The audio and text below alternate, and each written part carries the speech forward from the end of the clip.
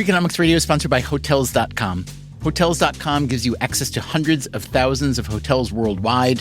And when you join for free, you can save up to 20% instantly with member prices.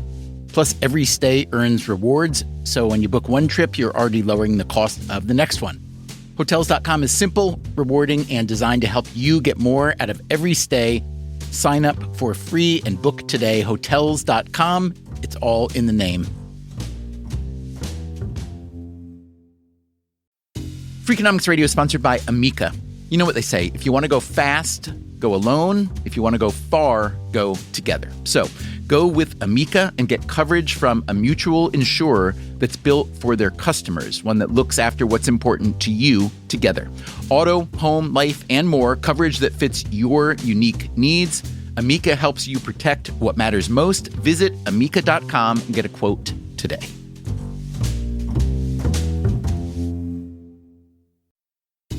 Freakonomics Radio is sponsored by Mint Mobile. Ditch overpriced wireless with Mint Mobile. Cut your wireless bill to $15 a month at mintmobile.com/freak. Upfront payment of $45 for 3 months, $90 for 6 months, or $180 for 12 months. Plan required, $15 per month equivalent. Taxes and fees extra, initial plan term only. Greater than 50 gigabytes may slow when network is busy, includes up to 20 gigabytes hotspot. Capable device required. Availability, speed, and coverage varies. See mintmobile.com.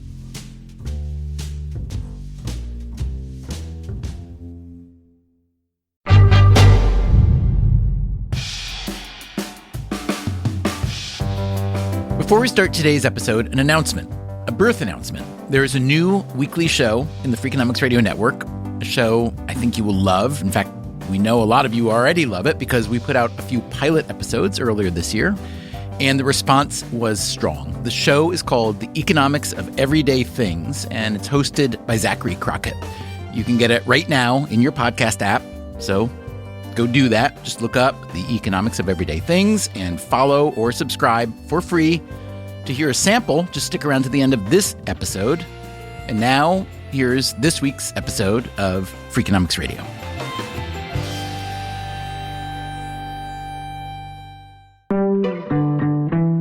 My name is Kelly Shue. I'm a professor of finance at the Yale School of Management. Some professors want to spend all their time on research. Shue does plenty of research, but she also does a lot of classroom teaching, and she likes her students. I get a lot of research ideas from talking to them and a lot of insights about how the real world differs from what I'm teaching in class. So I like it when they push back and they say, what you're teaching me is unrealistic, because that's not how we do it in a firm. But sometimes it's the students who Shue thinks are unrealistic. That's where she got the idea for a new paper. I was inspired to work on this paper because I was actually just quite annoyed by an argument that I had heard frequently by some of my MBA students about how ESG investing is supposed to make the world more green. ESG stands for Environmental, Social, and Governance. And ESG investing is about allocating resources in a way that makes money while also improving the world. When Shue heard people explaining how it was supposed to work, she couldn't make the math add up. I'm just hearing this argument over and over again. And in my head, I'm thinking, that violates the basic corporate finance concepts that I teach in class. I too want to make the world more green, but I don't think this is going to work. Today on Freakonomics Radio, why wouldn't it work? We've looked at what seems to have been a blind spot in the ESG investing movement. It's a huge movement and getting bigger by the minute. Political progressives think it will help save the planet. Republican lawmakers ridicule it as woke investing, and they're trying to ban it. Kelly Shue says that both sides are missing the point. What we're showing is actually not difficult to prove. It's right there in the data. It's just something that, for some reason, hasn't been looked at before. All right, let's take a look, starting right now.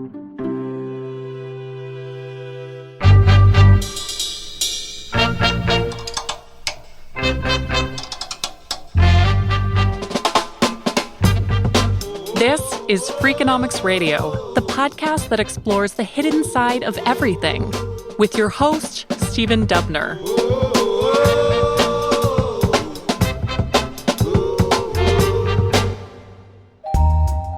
So Kelly Shue argues that investors who focus on the ESG rating of a company or an investment fund are making a fundamental mistake. Before we get into the mistake, let's hear from one such investor. In this case, the investor is an entire country.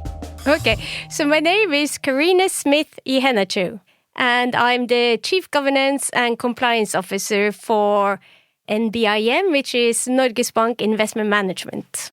And what does NBIM actually do? I work for the Norwegian Sovereign Wealth Fund. We are a fund for around $1.4 trillion. It's a fund that's owned by the government, but in many ways it's owned by the 5 million Norwegians. Norway has one of the biggest sovereign wealth funds in the world. Yeah, it's a lot of money. The source of this money is the same as that of many other big sovereign wealth funds. It's come from the oil and gas resources that was found in the late 1960s on the Norwegian continental shelves. And what the government then decided was, let's take all the revenues from the oil and gas resources and put it in a fund. Before oil, Norway was a relatively poor country. Quite quickly, it became rich. In many places, this sudden infusion of wealth has led to trouble. It's what economists call the resource curse. The money might be spent recklessly or siphoned off by autocrats. But Norway did the sensible thing, essentially putting the money into a gigantic piggy bank, its sovereign wealth fund. E.S.G says the investment returns from the fund covered 20 to 25% of Norway's annual budget.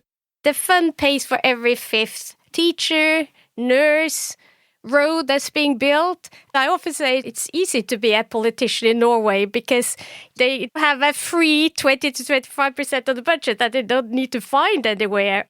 The fund's investment approach is fairly conservative. Part of that strategy is diversification. The fund owns stock in nearly every major public company.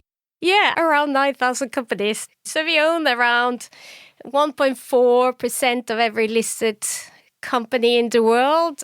That includes oil and gas companies like ExxonMobil and Shell and BP.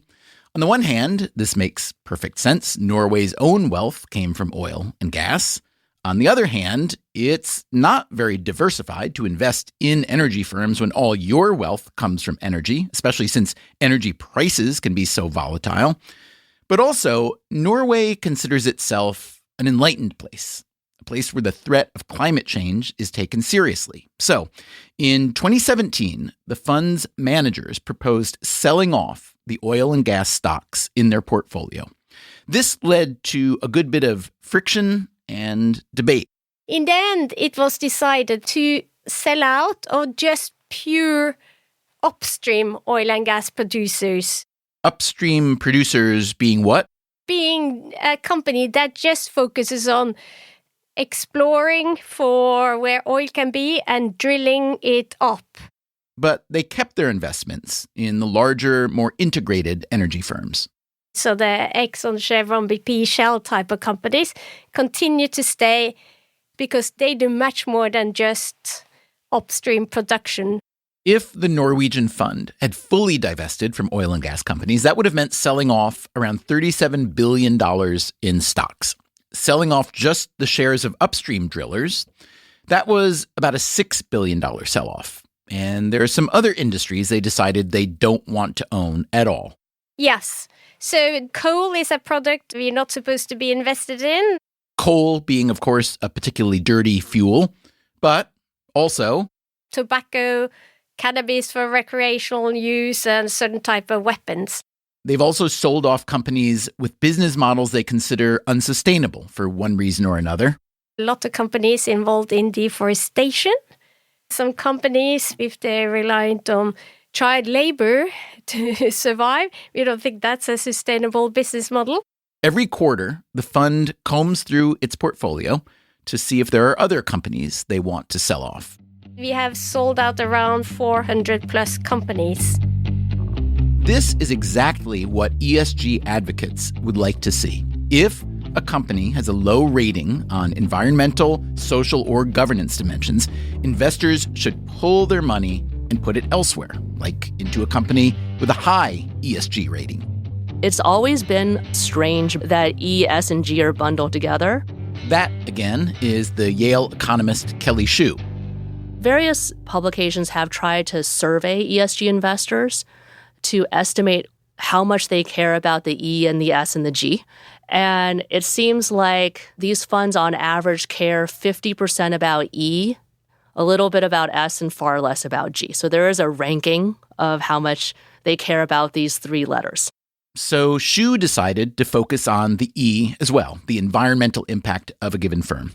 She launched a research project with Samuel Hartzmark, a finance professor at Boston College, to analyze what ESG investors think of as green firms and brown firms. So in our research, we categorize brown firms as the firms that are in the top 20% in terms of their greenhouse gas emissions per unit of sales. And green firms are at the other extreme. Green firms are the firms at the bottom 20% in terms of greenhouse gas emissions per unit of sales. There's a vast swath in the middle, neither green nor brown, and you're just leaving them out of the calculation for now. Is that right? We have actually looked at the 60% of firms in the middle. We categorize them as neutral, but we find that they are actually much more similar to green firms than to brown firms. So basically, there's about a fifth of firms out there that are responsible for almost all of the environmental impact that firms have on the world.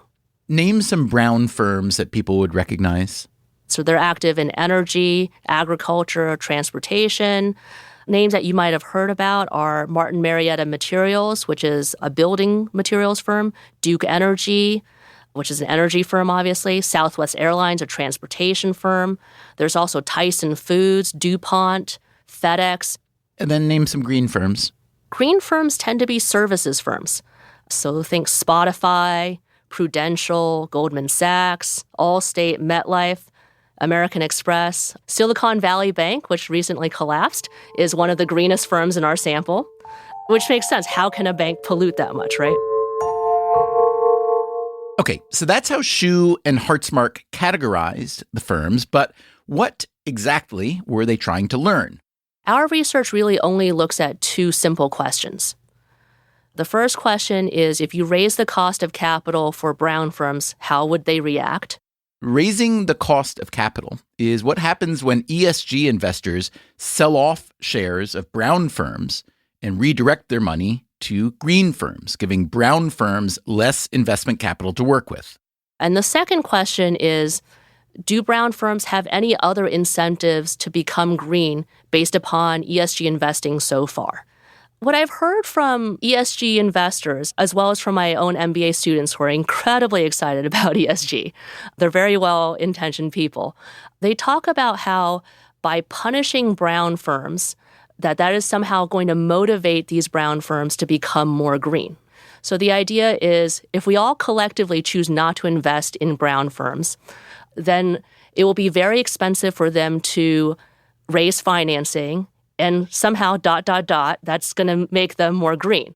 So what actually happens?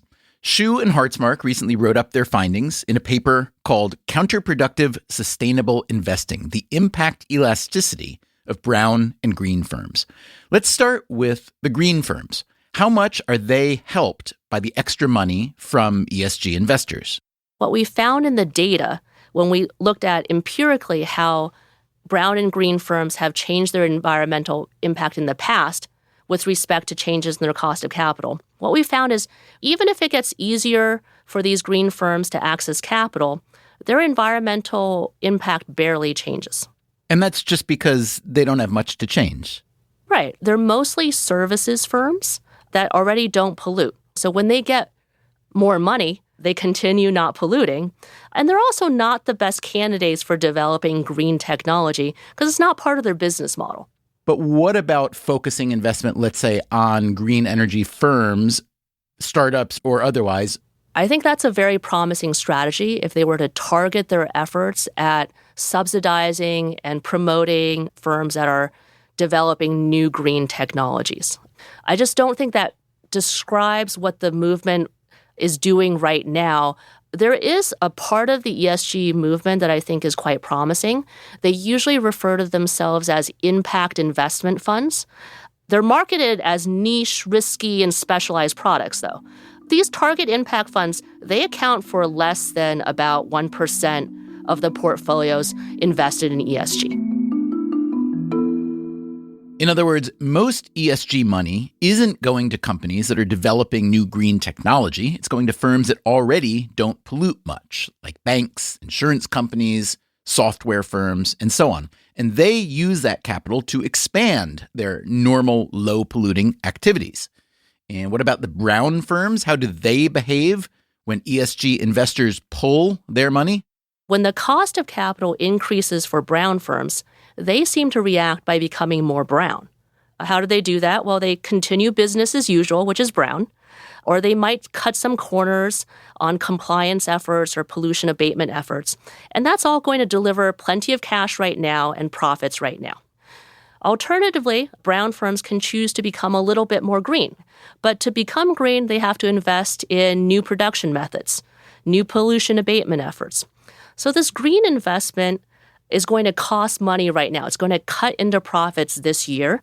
So would you consider it a mistake to not invest more in brown firms? I've seen one paper, which I'm sure you know of, called the ESG Innovation Disconnect, Evidence from Green Patenting. And the main finding is that so-called brown firms in the energy sector tend to produce the most highly cited green patents. So are we making a mistake by looking away from the brown firms? Yes. So I think we're making two types of mistakes by divesting away from brown firms. The first mistake is exactly as pointed out by the paper you mentioned, which is that if we ignore brown firms, we're ignoring the type of firm that is actually most likely to develop new green technology that could benefit other firms and could benefit the world. The second reason why I think it's a mistake to divest away from brown firms, and that's what the focus of my research is, if you push a firm toward financial distress or raise its cost of capital, that firm becomes much more short-term oriented, right? It's more worried about its short-term survival. It's going to care less about cash flow it could gain in the future, because if they're distressed, they become less future-oriented. And this mistake is actually incredibly costly when you consider that brown firms and green firms have huge scale differences in how much they pollute. The brown firm typically pollutes 260 times as much as a similarly sized green firm. So if that brown firm were able to cut its emissions by just a mere 1%, that is actually way better for the environment than the green firm cutting its emissions by 100%. This mistake, as Shue calls it, isn't just costly, it's incredibly common, for reasons having less to do with finance than with psychology. A broader group of investors just don't want to associate with brown firms. I'm not sure they've clearly thought through the impact of their actions, but they just don't want to touch them. They don't want to have those firms in their portfolio. So you're saying that ESG investing, as commonly practiced, is less investment strategy and more what some people call mood affiliation, perhaps? Yes. I think ESG investing is very much about investors wanting to think that they're not doing evil with their investment. And because there's a strong social objective tied to it, I'm not sure that they think through as carefully the steps through which they're actually going to achieve that objective. So what confuses me a bit is if you look at the stock prices of the big energy firms, for instance, they seem to be doing incredibly well. Now, oil is obviously a volatile commodity, and a variety of things have happened lately to drive up prices. But if there's all this ESG movement away from brown firms, and an oil company is the quintessence of a brown firm, why aren't they being punished more in the markets? So I take your point that energy sector firms had a very good run, but they perhaps did less well than they would otherwise because of ESG investing. There are a number of estimates showing that already ESG investing has increased the cost of capital quite a bit for brown firms compared to green firms. The other thing to consider is just the huge amount of money that is right now tied to ESG investing.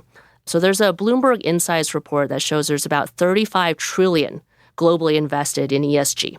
And that's expected to grow to about 1/3 of all assets under management by 2025. So even if the ESG movement hasn't quite succeeded yet in punishing brown firms, they might succeed in the future because the size of this movement is just growing and growing.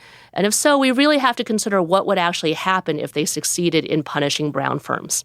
Okay, but if I'm an environmentalist or an ESG advocate, I could say, hey, I'm perfectly comfortable pushing brown firms not just to the brink of bankruptcy, but into bankruptcy. I think that's what they deserve. What's wrong with that argument? So I think there's something to your point, which is that if we were to punish brown firms to an extreme extent, make it infinitely expensive for them to raise capital, they're going to go out of business. And if they go out of business, they can't pollute.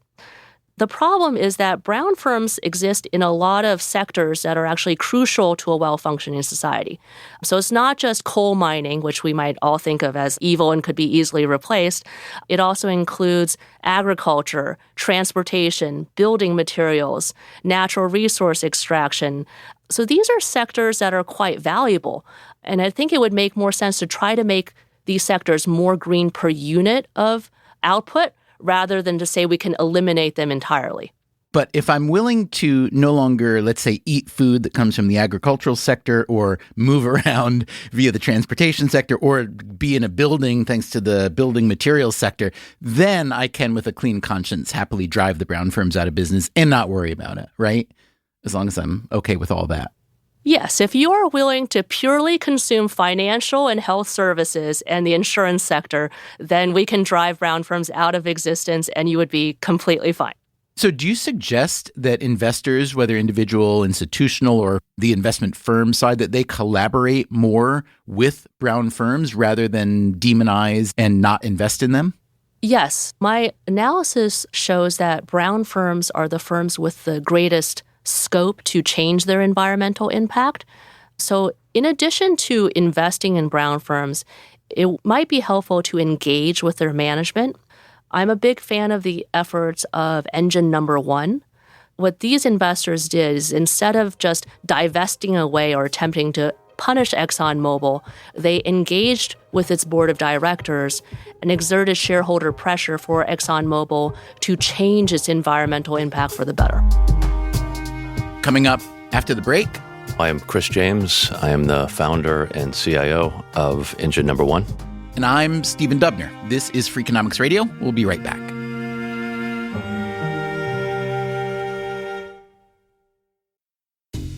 Freakonomics Radio is sponsored by Cash App. When it comes to Bitcoin, you may be surprised to know that it was invented way back in 2008. If you still haven't made the jump to Bitcoin, Cash App makes it easy. When you buy Bitcoin on Cash App, they hold real Bitcoin for you, one-to-one, and you can withdraw it anytime. It works more like real money and less like something locked in an account. No extra steps, no restrictions, just access and control when you need it. For a limited time, new customers can get $10 added to their balance. Just use code BITCOIN10 when you sign up. And don't forget this part, send at least $5 to a friend in the first 2 weeks. Terms apply. Cash App is a financial services platform, not a bank. Banking services provided by Cash App's bank partners. Bitcoin services provided by Block Incorporated brand. For additional information, see the Bitcoin disclosures at cash.app/legal/podcast.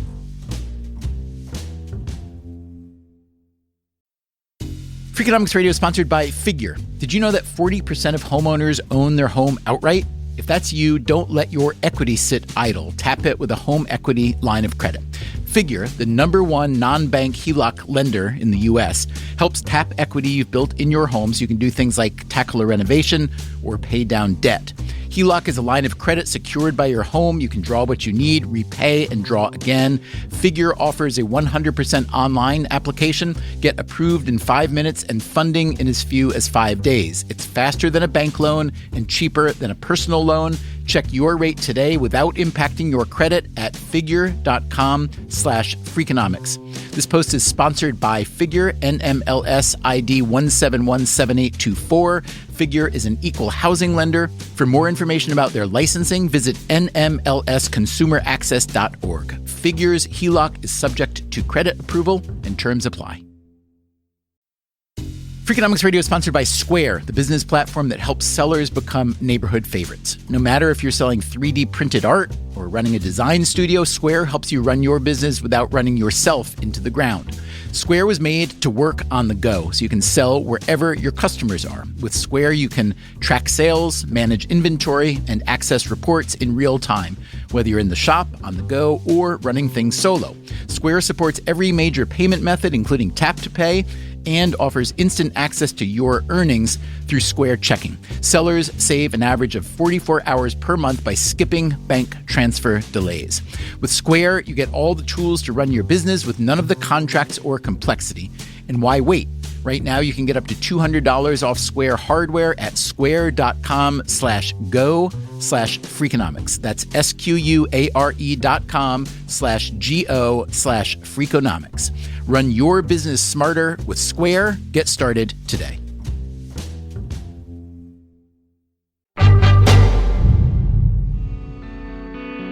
The Yale finance professor Kelly Shue argues that E.S.G investors have their heart in the right place but often fail the logic test.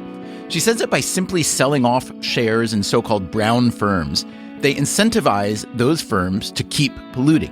She would rather see investors engage with brown firms to help make them greener. So let's hear from one of the rare investors who sees it like Shue sees it.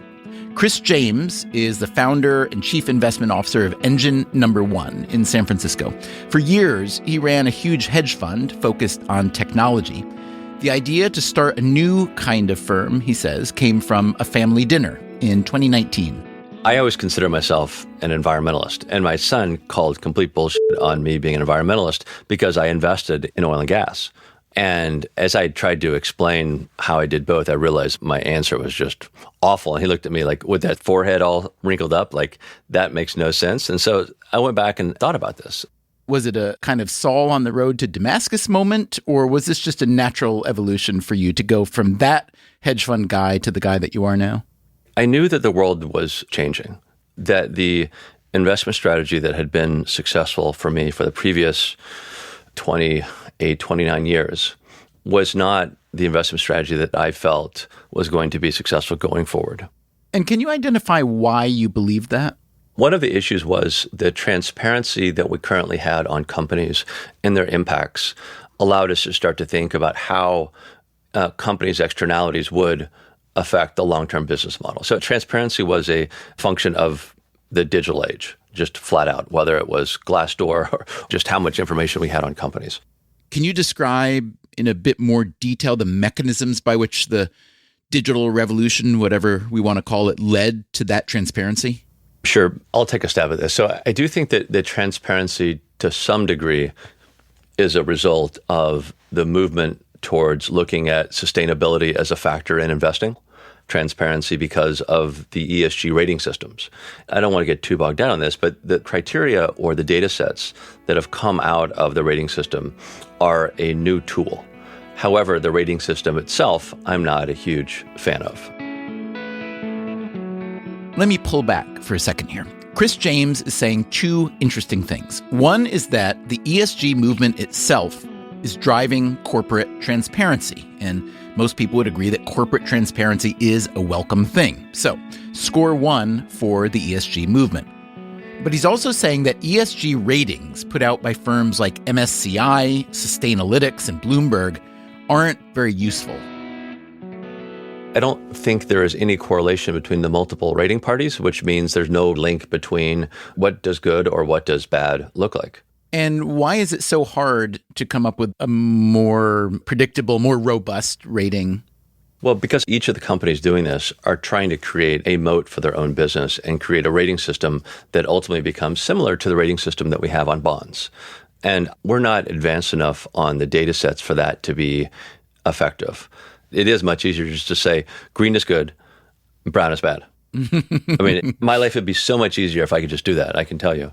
So the paper that inspired this episode by Kelly Shue and Samuel Hartzmark, are you familiar with that paper? I am familiar with that paper. So here's a sentence from the first page. This paper shows that if the dominant sustainable investing strategy of directing capital away from brown firms toward green firms succeeds in changing financing costs, such a strategy would be counterproductive in that it would make brown firms more brown without making green firms more green. I believe in that thesis thoroughly. Here's more from the paper. Our analysis suggests that sustainable investing flows and engagement that targets the incentives of green firms would be more effective if targeted at brown firms.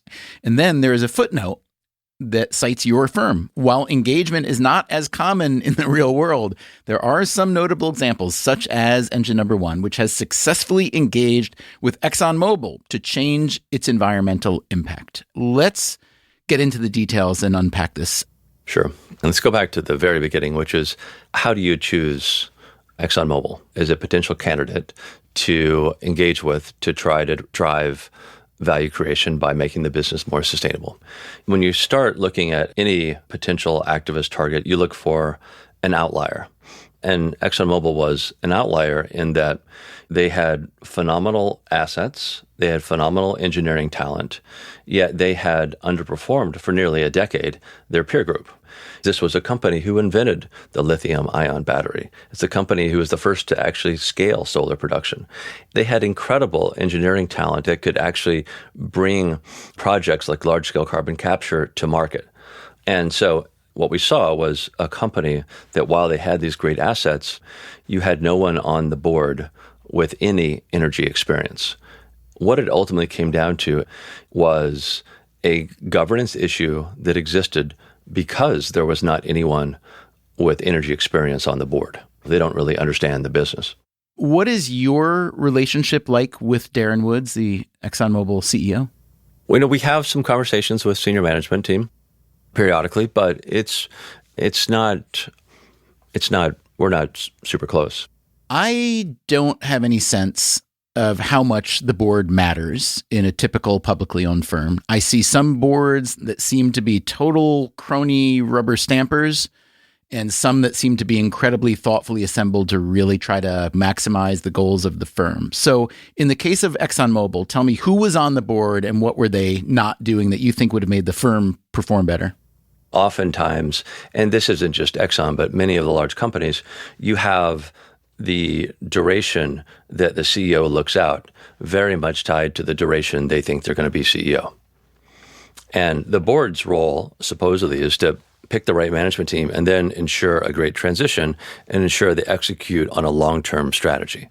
But when you don't have a particularly strong board, you tend to not have that actually work well. Let me try to translate that for normal people if I can. It sounds like you're saying ExxonMobil had and has a CEO who's not very good and who stacked the board with buddies who would let him keep being not very good for the duration of his term. Is that overstating?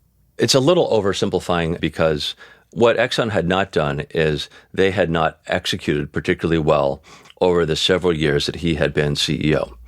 However, if you look at the changes that have taken place inside of ExxonMobil, I would say that management has been incredibly responsive to not our demands, but really what shareholders said they wanted, which is to pivot the business towards how do we create value in an energy transition as point one, and point two is to execute on the core business as it exists much better. And so both of these things have happened.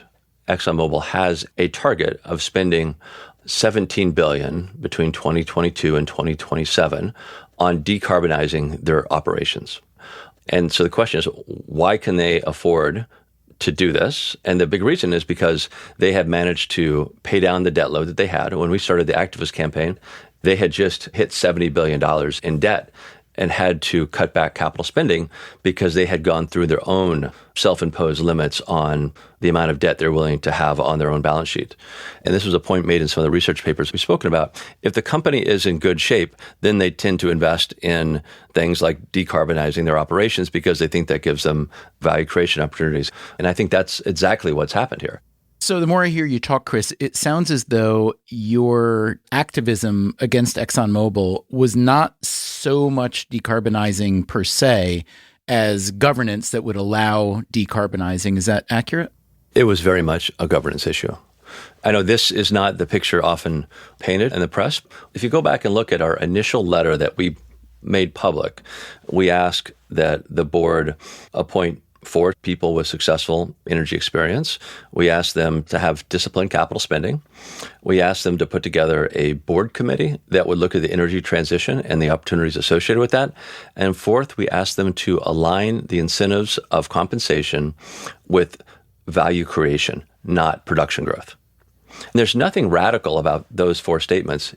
But what was picked up by the press is then, of course, the counter-argument by ExxonMobil was that these are a bunch of California liberals who want to shut down oil and gas and have us do wind and solar. But part of the thrust of your argument is decarbonizing. So how did or do you want ExxonMobil to actually do that?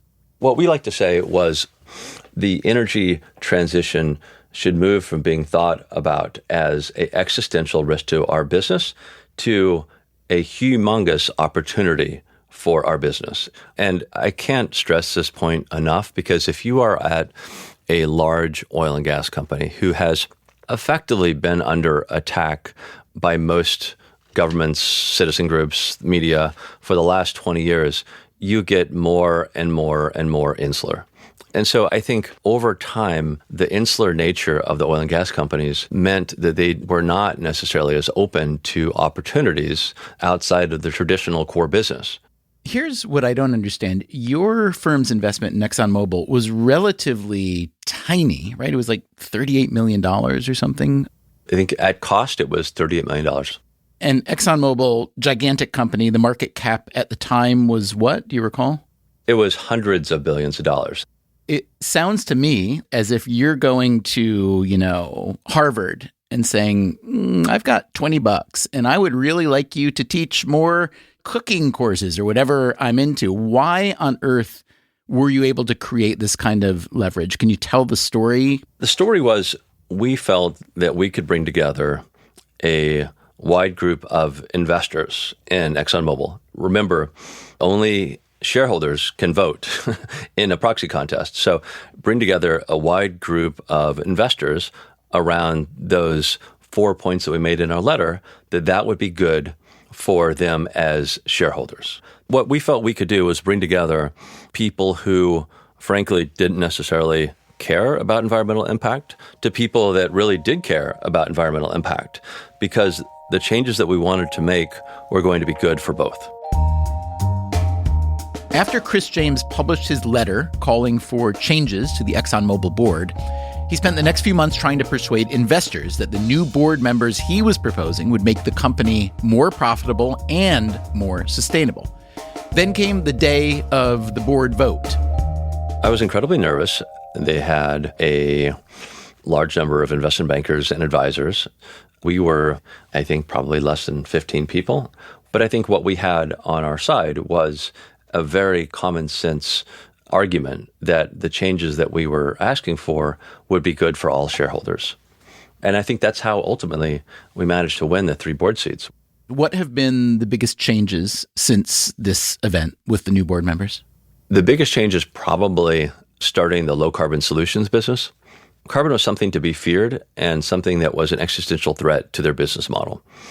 And today, it's one of the 3 pillars of the organization. This is the effort that they're doing to mostly decarbonize their own operations, but ultimately sets them up to help decarbonize their customers' operations.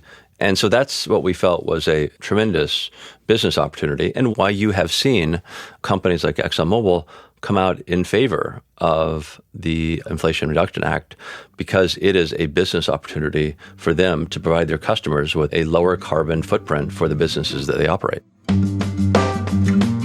It's quite remarkable that they were able to do this despite owning far less than 1% of ExxonMobil shares. That, again, is Kelly Shue. So this just tells you that there's a more direct way of interacting with brown companies that could be more effective and certainly less counterproductive than just seeking to punish them. We reached out to ExxonMobil, but they declined to comment. After the break, we find another Brown firm that is willing to speak about the ESG dilemma. It should be a very attractive return on the incremental money that we're spending, and we're, doing good things for the environment at the same time. I'm Stephen Dubner. This is Freakonomics Radio. We'll be right back.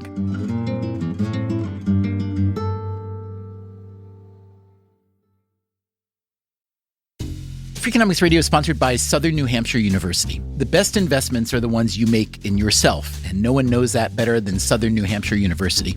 With more than 200 online degree programs, no set class times, and low online tuition, Southern New Hampshire University is built to fit your life today and set you up for success tomorrow.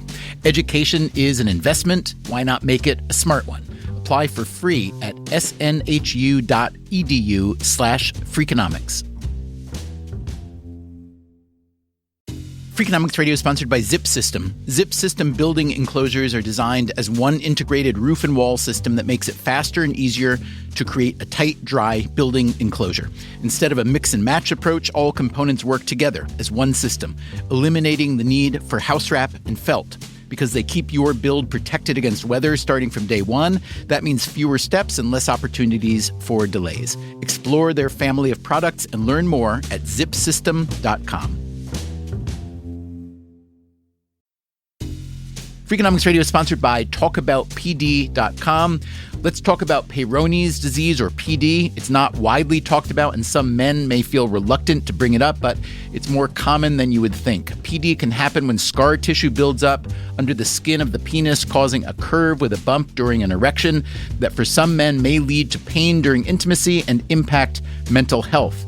A trusted urology specialist can help diagnose PD and walk you through your options, including non-surgical treatment. Visit talkaboutpd.com.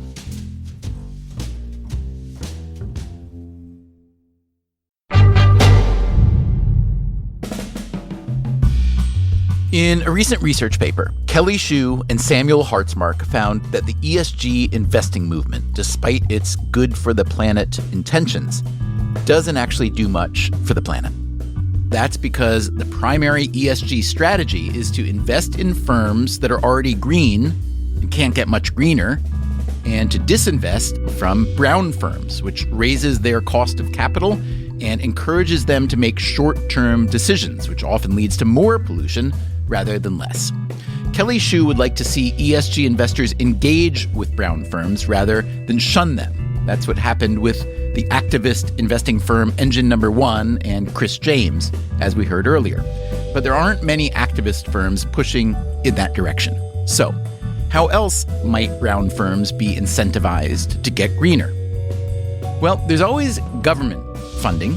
In this case, the Biden administration's Inflation Reduction Act, which includes massive subsidies and tax credits to address pollution and climate change. Let's hear about that path from our next guest. I'm Tony Will. I'm the president and CEO for CF Industries. Great. CF Industries is what? CF Industries is the world's largest ammonia producer. Some of that we sell on as ammonia. Some of that we upgrade into derivative products. It gets used about 2/3 for fertilizer. We also make emissions abatement, industrial chemicals, and explosives. If CF Industries disappeared tomorrow, what would the world look like? About 50% of the world's food production is made possible because of fertilizer and seed technology that have been developed in the last, call it 100 years. We represent about 6 to 7% of the global nitrogen industry. If we disappeared tomorrow, there might be enough idled capacity to backfill what we currently produce, but it would come at an extraordinarily high cost. So the price of food globally goes up. In addition to that, the production assets that are currently offline are much higher greenhouse gas emitters than we are. And so not only does the cost of food go up, but the impact on climate goes up as well. Can you walk me through how your main product is created? You bet. So this is a little bit of chemistry 101. I love it. We take natural gas. The chemical composition is CH4. That's methane. And then we mix it with steam, so H2O, and you crack it under very high temperature and high pressure. And so you're making free H's, C's, and O's. You strip out the CO and the CO2 components, so you're left with just H's and N's. And then you combine those to make NH3, which is the chemical composition for ammonia. When you strip out the CO2, where does that go? Some of it we use to make urea. Urea is the white granular product that maybe people put on their lawns to make it green and grow. The rest of it currently we vent to atmosphere. If you are thinking from an ESG perspective, on the green to brown spectrum, CF Industries is a decidedly brown firm. There's no getting around that. The carbon dioxide they vent into the atmosphere is one of the main concerns of ESG investors. And so, Tony Will says, his firm is looking to stop venting it into the atmosphere. I'm very excited to say we've signed the largest deal of its kind just a few months ago with ExxonMobil, where we're going to start sequestering 2 million tons a year of the CO2 that previously we had been venting to atmosphere. So to give you context on what 2 million tons a year is, it's about the equivalent of 400,000 cars on the road a year. Talk to me a little bit more about the sequestration. I'm curious to know how important the Inflation Reduction Act was in that. It's critical. It's going to cost us about call it $15 to $20 per ton of CO2 in order to be able to condition it, transport it, and inject it into the wells. And then there's some costs that ExxonMobil bears as well. We need to be paid for our incremental operating costs, and Exxon does as well. Originally, the infrastructure bill provided for a $45 potential credit.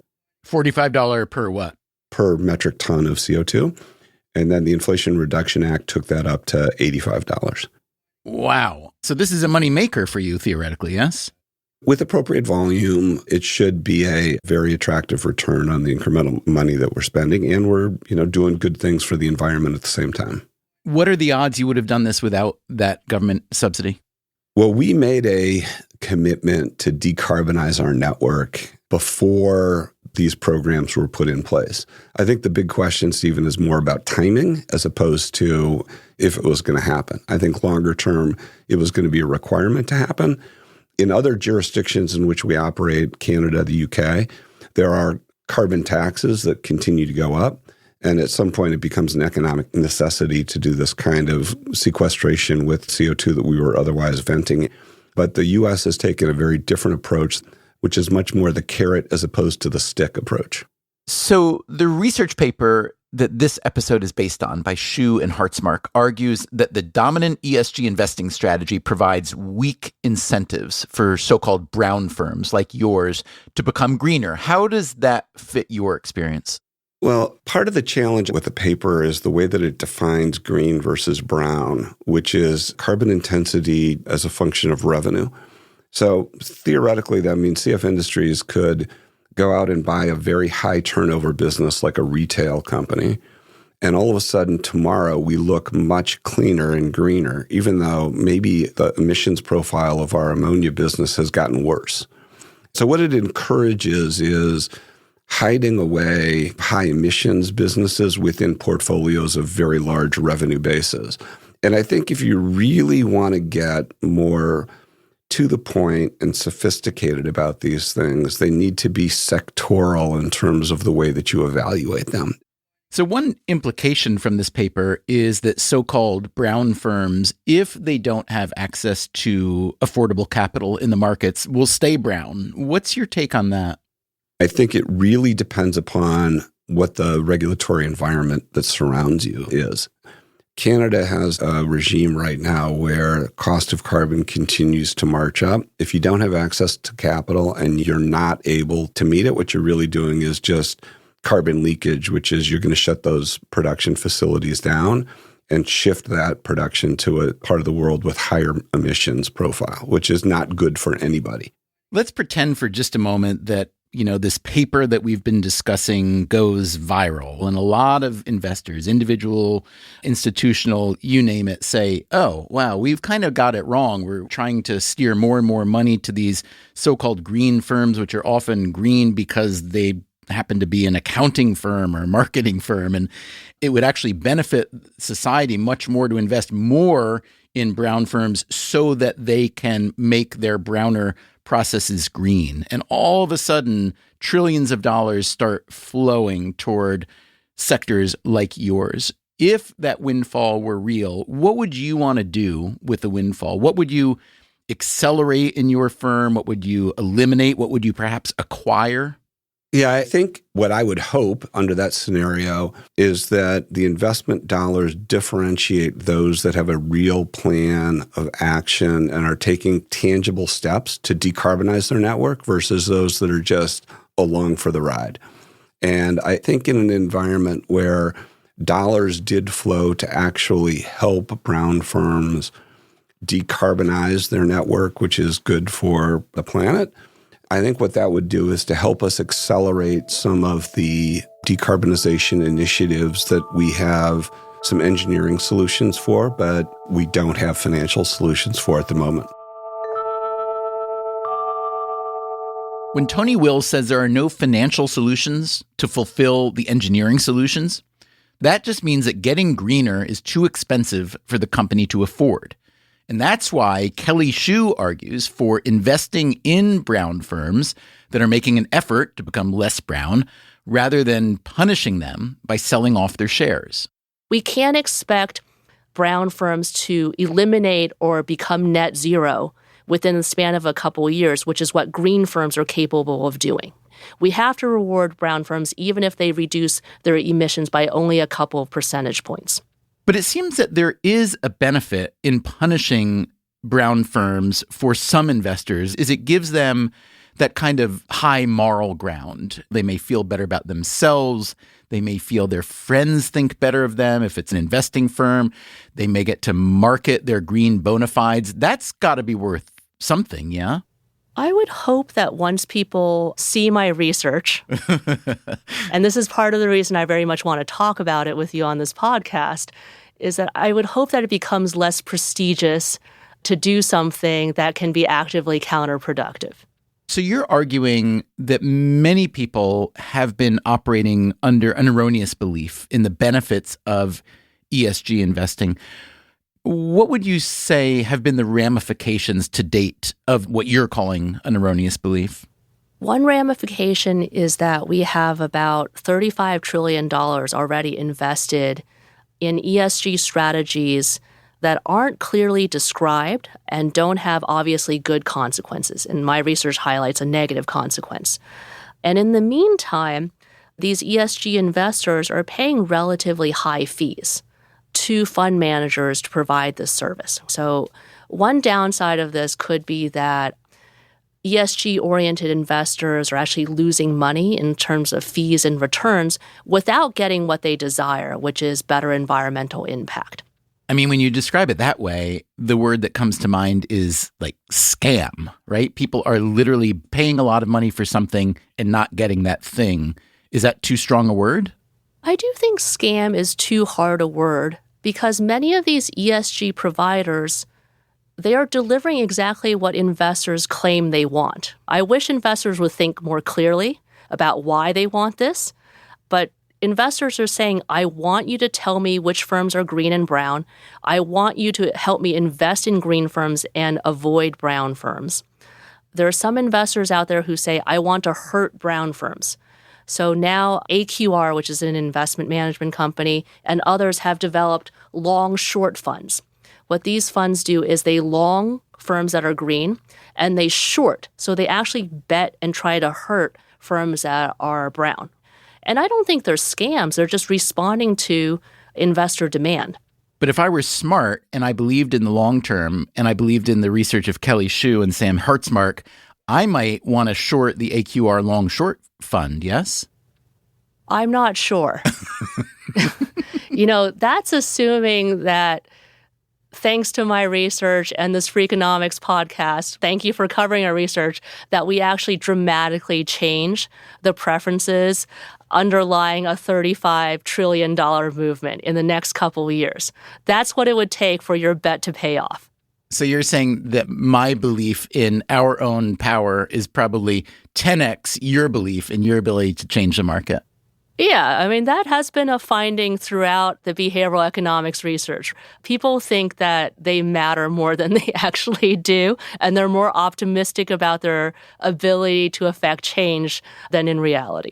And when you say people, you weren't describing academic researchers, I assume, but what about that? How much do you expect that your research is going to change the reality? Oh, I think I'm already irrational in that I'm more optimistic than I should be. But I don't think I'm as optimistic as you.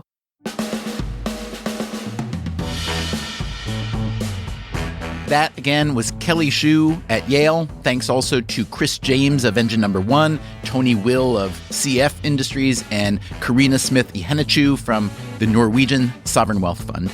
You know what they all think about ESG investing. I'd like to hear what you think, having heard this episode. Our email is radio@freakonomics.com. Coming up next time on the show, the world suddenly has a new existential worry, and this man is at the center of it. The biggest unsolved problem is, how do you ensure that the AI never goes out of control?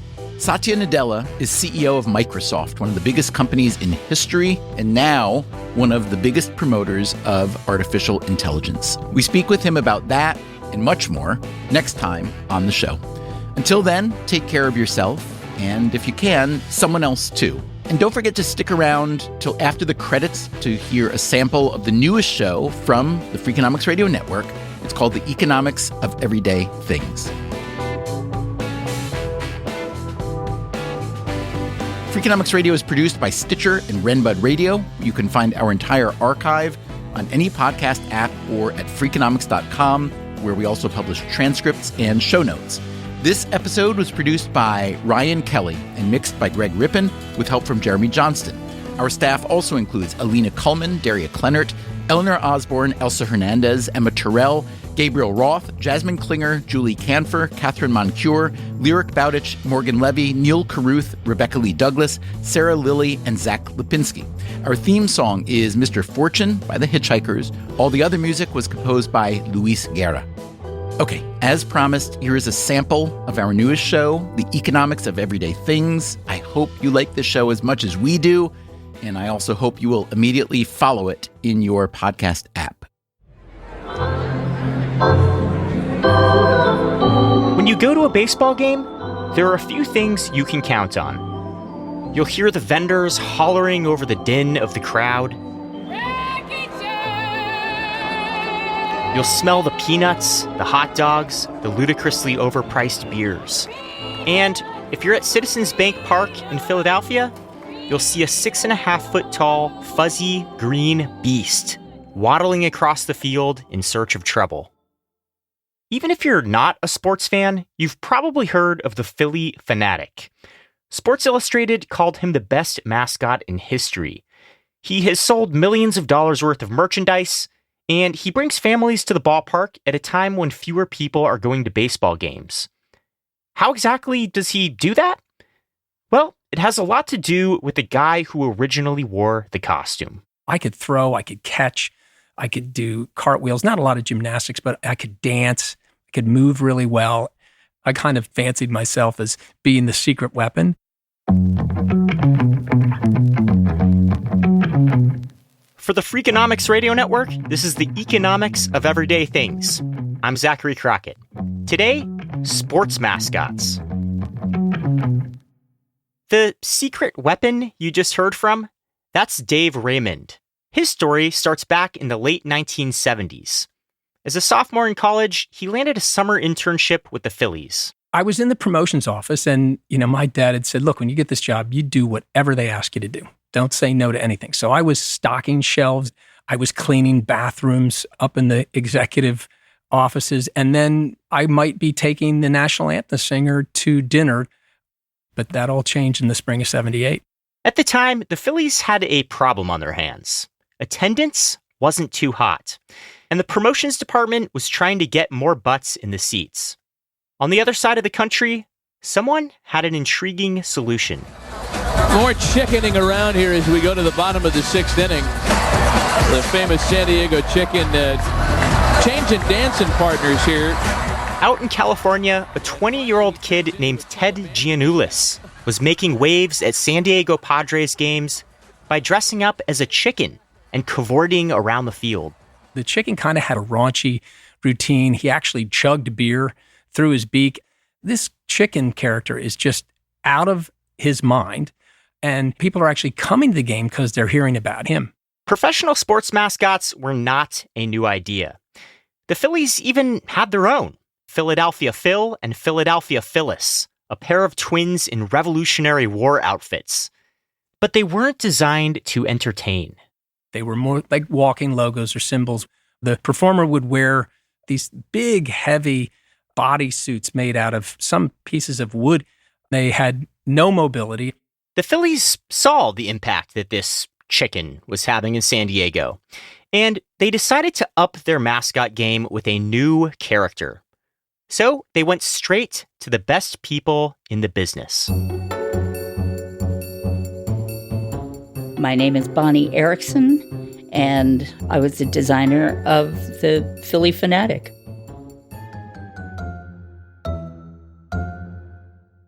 If you want to hear the rest of this episode and more episodes of The Economics of Everyday Things, just search for the title in your podcast app and follow the show. As always, thanks for listening.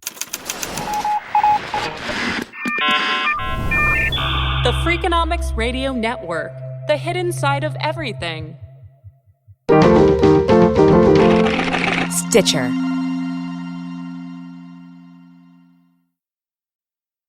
Freakonomics Radio is sponsored by Ozempic. Innovation happens through rethinking what's possible, and when it comes to GLP-1s, Ozempic pill does just that.